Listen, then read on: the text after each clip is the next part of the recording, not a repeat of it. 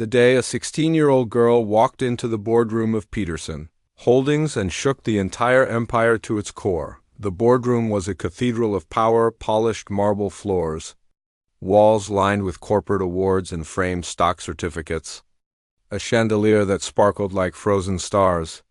Men in $1,000 suits sat around a mahogany table, discussing profits, expansion, mergers. Then the doors opened, and the room went cold. Standing there was a teenage girl, dark-skinned, young, wearing an old faded backpack and sneakers with worn solace. A sight that did not belong in that polished world. A sight they did not expect. She took one step inside, and with a voice steady enough to silence even greed itself, she declared, "My name is Alexis Williams, and I am the new heir to this company." Those words exploded through the room like thunder on a clear sky. Executives turned. Papers froze mid-air. Cigars went cold between trembling fingers, and then came the laughter. Richard Peterson, the CEO, the king of that corporate palace, laughed so loudly that even the chandelier trembled. He wiped tears of amusement from his eyes as if she had told a joke. "You, heir? Girl, you shouldn't even be on this floor." His words echoed, sharp, mocking, cruel. Alexis did not flinch. She did not bow. She stood tall, even though every eye in that room silently told her she didn't belong. But Alexis Williams knew something they didn't. She wasn't there to ask. She was there to claim 6 months earlier. Alexis was not sitting in boardrooms. She was sitting at the kitchen table of her grandmother's tiny apartment, homework spread out next to piles of unpaid bills. Her mother had died when she was just a toddler, leaving her to be raised by her grandmother, a woman who cleaned offices for a living, including those very same corporate buildings that now questioned her. Granddaughter's existence, life was simple, hard, but ordinary. Until one afternoon, while searching through an old box her grandmother kept hidden beneath a bed, Alexis found a photograph. Two young men, brothers, smiling, one of them holding a baby, on the back. Written in faded ink, Thomas and Alexis, 2009, the world shifted. Her father, a man she never knew, never saw, never heard of, Thomas Peterson. Richard's younger brother, co-founder of Peterson Holdings, dead in a car crash when Alexis was only 2, a truth buried under dust and silence, and that discovery was the beginning. The spark. The first stone in an avalanche that would one day wipe out an empire built on lies. Back to the boardroom. Present-day Alexis looked into the eyes of those men, and in their silence she read everything: confusion, disbelief, arrogance. She placed a yellowed folder on the table. Birth certificate. DNA results.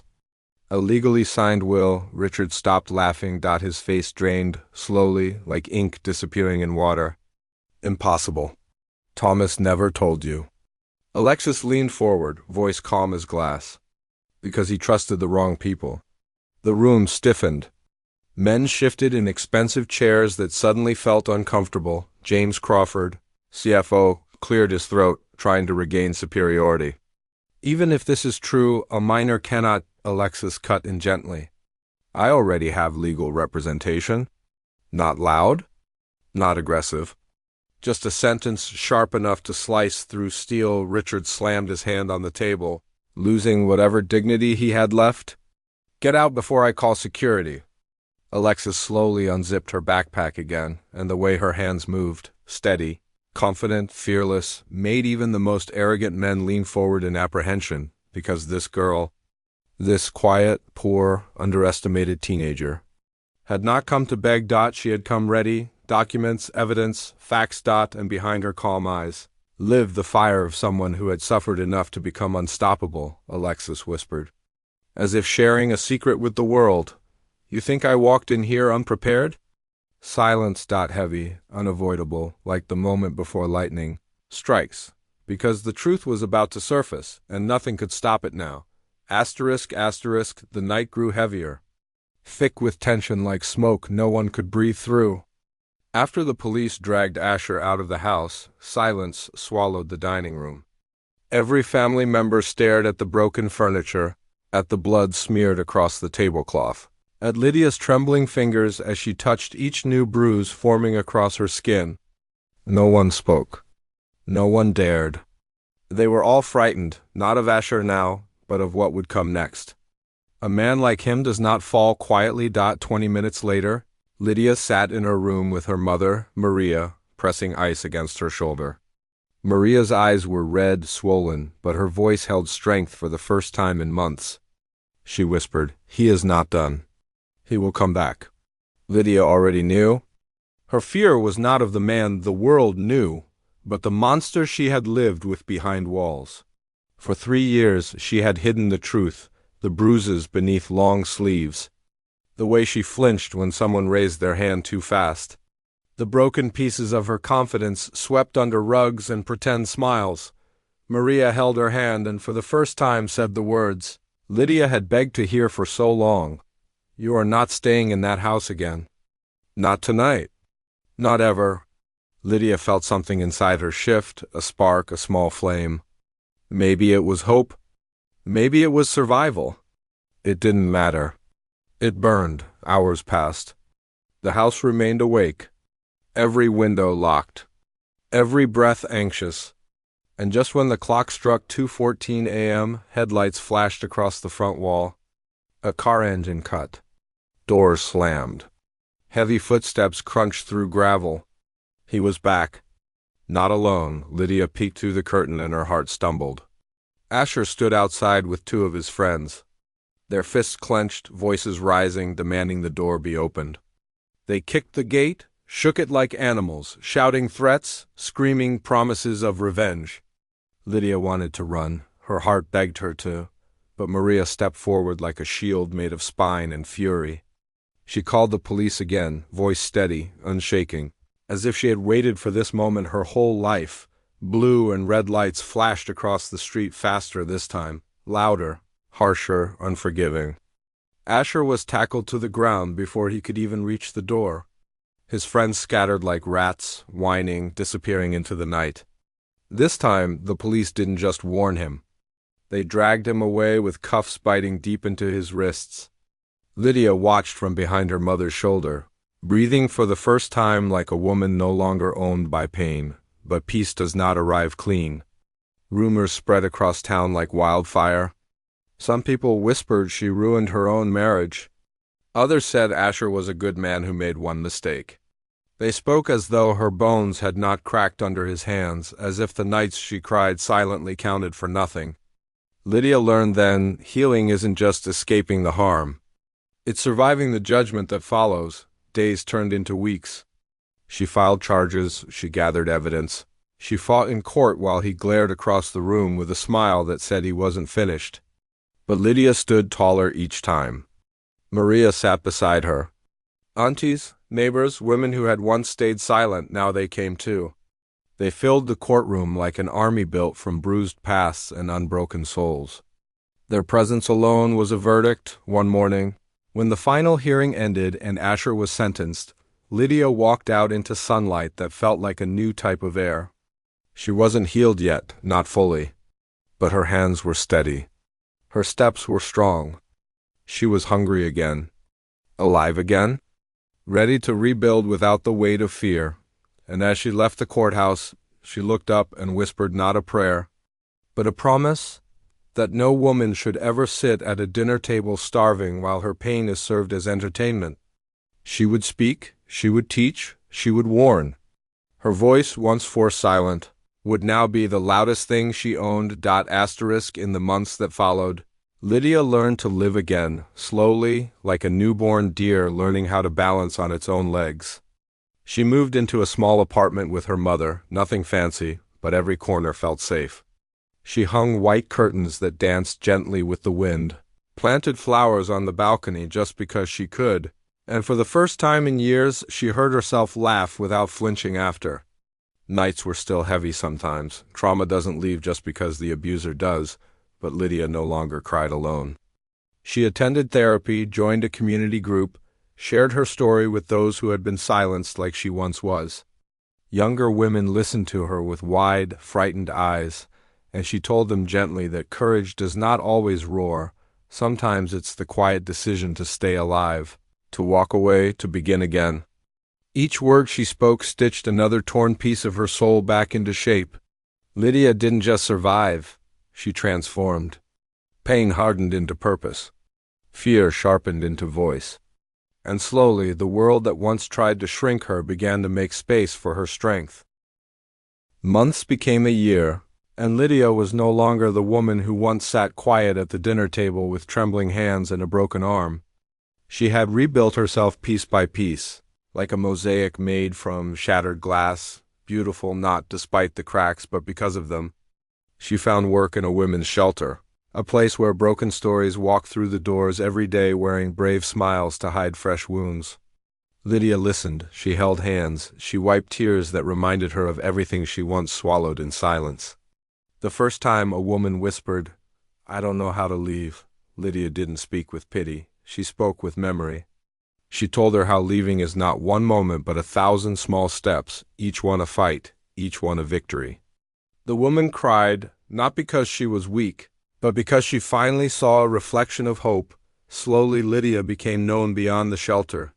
Schools invited her to speak. Community groups asked for her presence. She stood before audiences, palms no longer sweaty, voice steady as a heartbeat. She didn't glamorize her pain, she showed it like evidence, sharp and real. People who once judged her now clapped for her, ashamed of how quickly they had sided with the abuser just because he smiled better in public. They learned what she had already discovered: evil doesn't always look like a monster. Sometimes it looks like a husband in a crisp shirt pouring wine at family dinners. But Asher's shadow had not fully disappeared. One afternoon, after a seminar, Lydia found a letter slipped under her car's windshield. The handwriting was familiar, rigid, controlled, the same hand that once controlled her life. It simply said, "I'm out. I haven't forgotten." Her chest tightened, but she did not panic. She did not run. Instead, she took the letter to the police.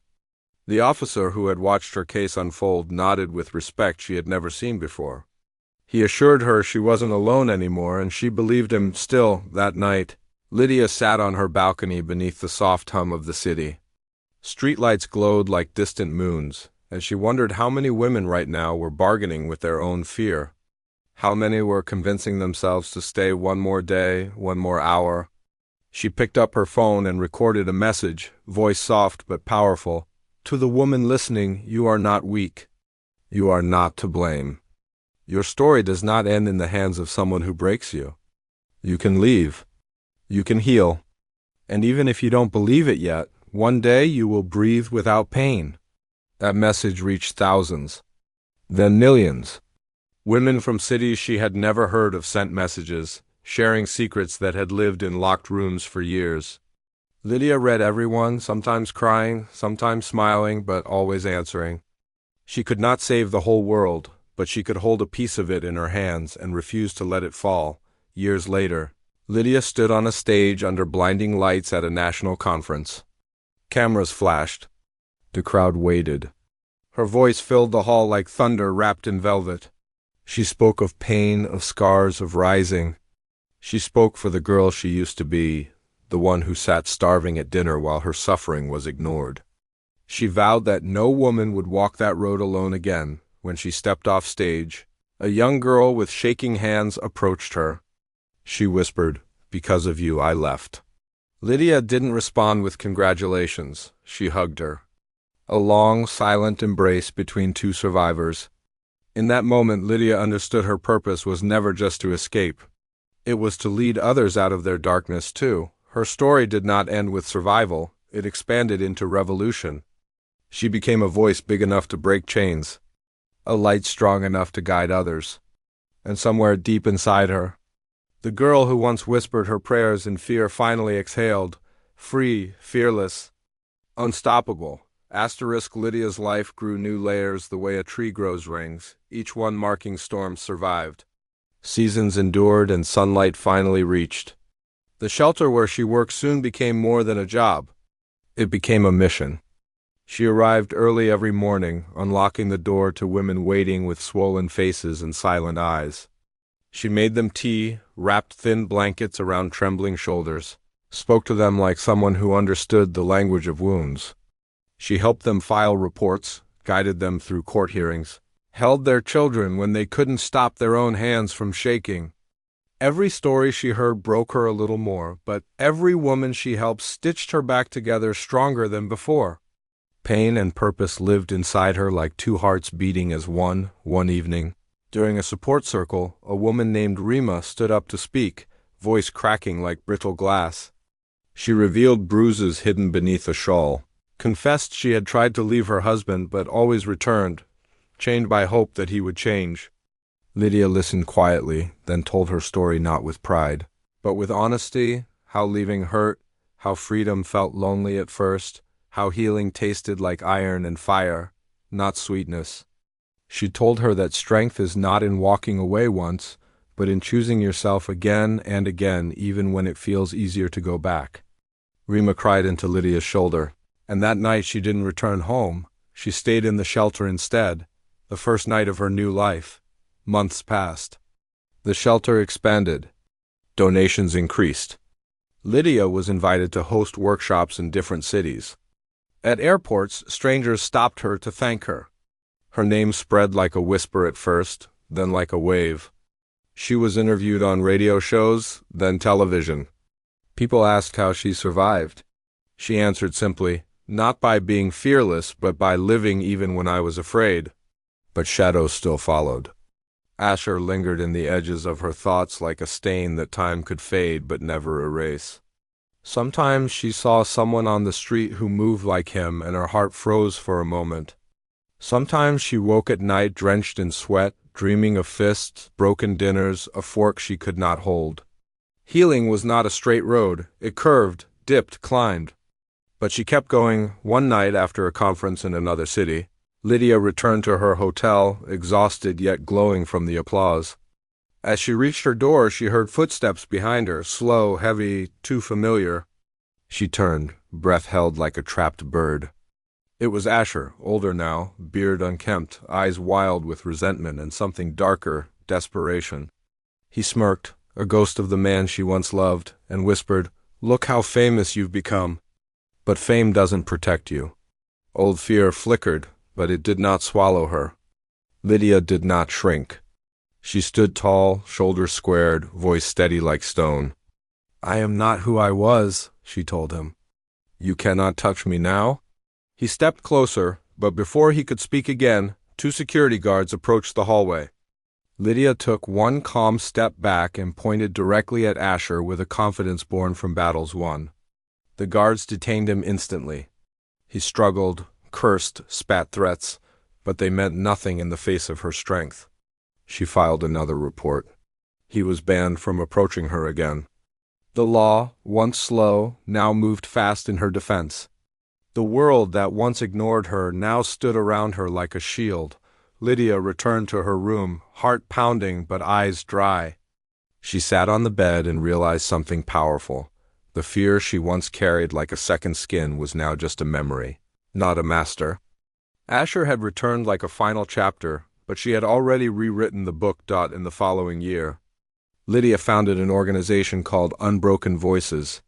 It grew into one of the largest women's advocacy platforms in the region, offering legal help, counseling, housing, job training. She created hotline networks, built partnerships with hospitals and police departments, trained officers to respond with empathy instead of disbelief. Survivors from different countries reached out to her. She traveled to conferences, gave speeches that made crowds rise to their feet, launched campaigns that went viral overnight. Her voice became thunder, impossible to ignore. One day, she received a letter from Rima, now remarried to a kind man, raising her daughter in peace, working as a counselor for abuse victims. The letter ended with one line that made Lydia close her eyes and breathe deeply. "You didn't save me, you helped me save myself." That night, Lydia stood at her window again, the city shining below like a sea of stars. She no longer whispered survival, she lived it boldly. The world felt wide, open, hers. The pain that once suffocated her had turned into power that moved mountains, opened doors, and lit dark rooms for others. She had once been a woman unable to lift a fork, starving at her own family table.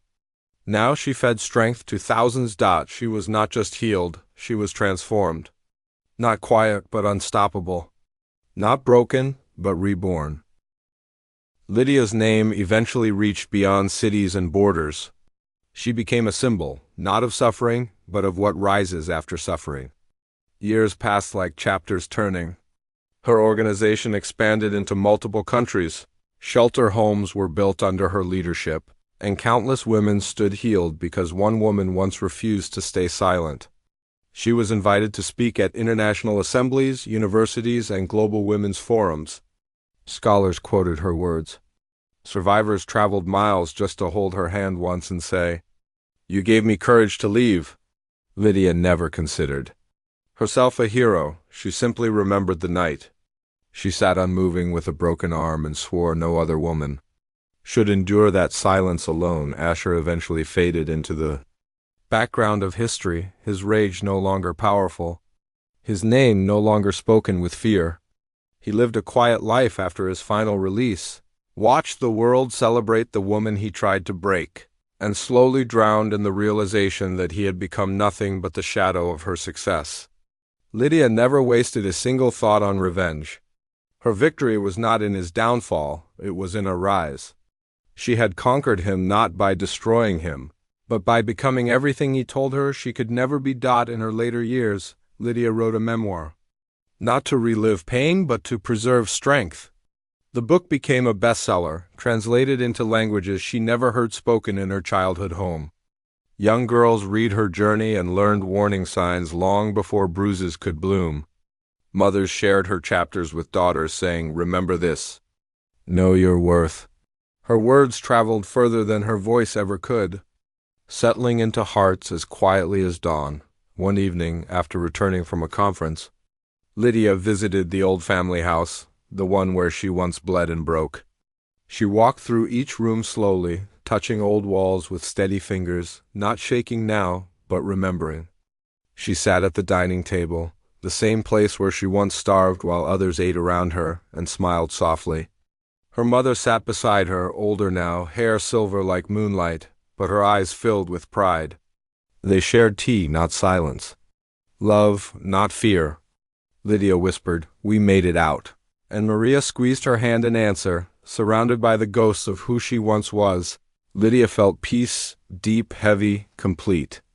Not the fragile peace that shatters at a raised voice, but the kind that grows from surviving storms and building new worlds from the wreckage. She no longer wished to forget the past, she honored it, because without it, she would not have become the lighthouse she was now. Before leaving, Lydia left one thing behind on the table, a small card with simple words, "You cannot cage a woman who learns she can fly." Then she stepped outside into fresh night air, where streetlights flickered like candles for her triumph. She walked forward without looking back, the darkness behind her, the future wide open ahead. Her story was complete, not because pain ended, but because power began. This was not survival. This was legacy.